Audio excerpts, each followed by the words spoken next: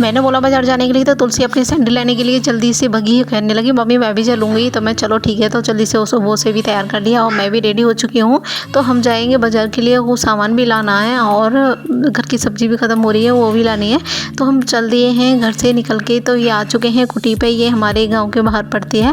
मेरी बेटी को तो घूमना इतना अच्छा लगता है, डेली कहेगी मम्मी चलो बाज़ार चले, मम्मी बाज़ार चले हैं, डेली का कहना यही है। वह इतनी ज़्यादा खुश हो रही थी, बहुत ज़्यादा कह रही मैं घूमने के लिए जा रही हूँ। मैंने अच्छा। तो ये हम पहुँच गए हैं टोल टैक्स पे। तो धूप इतनी ज़्यादा हो रही थी, मन नहीं करता है जाने का, पर क्या करें मजबूरी में सामान लेने के लिए जाना पड़ता है। तो अभी हम मार्केट में पहुँच गए हैं। यहाँ से हम जाएंगे अनाज मंडी की दुकान पे, और वहाँ पे एक शॉप है, मतलब दुकान है। तो वहाँ पे से मैं अस्तर और रील वगैरह लूँगी। और पूरे जेवर में सबसे सस्ता सामान इसी दुकान पे मिलता है।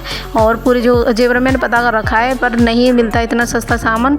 यहाँ पे सही रेट में लगा देते हैं, जूते चप्पल रील ऐसा भी अस्तर ले लो, और लेस भी बहुत ही सही रेट में मिलता है। तो मैं तो सिलाई का अपना सारा सामान इसी दुकान से लेती हूँ। और अब आ चुके हैं मंडी में। मंडी में से मैं थोड़ी सी सब्जी ले चलते हैं, क्योंकि सब्जी भी ख़त्म हो रही थी। हमारे में सब्जी मिलती है, वो खाने का मन नहीं करता है, क्योंकि घिया तो रही है डेली की वही। तो मैंने तो सिर्फ घिया लिया था, मैं तोड़े पोड़े ही रहने दो, ज़्यादा अच्छी नहीं लगती। तो ये आ चुके हैं बदरपुर बॉर्डर पे।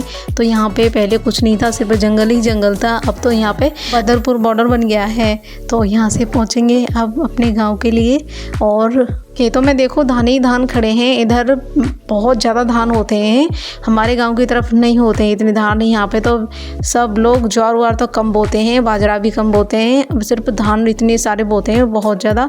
तो आ चुके हैं हम स्कूल पे, स्कूल से पहुँचेंगे घर के लिए। घर पे आ चुके हैं। तो देखो तुलसी सो गई है बाइक पे बैठी बैठी, और मैंने गोदी भी लिया, तुरंत ही जग गई थी, कहने लगी मम्मी मैं ना सो रही। मैं अच्छा ड्रामे कर रही थी कि हाँ, सारे घर में धूप ही धूप हो रही है, बहुत ज़्यादा गर्मी हो जाती है इसकी वजह से। पेड़ ये सिर्फ एक ही है बेचारा, तो उसे इतनी सिरक नहीं हो पाती है। तो ये देखो मेरी बेटी ने ये मंदिर बनाया है भोले बाबा का, और शिवलिंग भी बनाई है।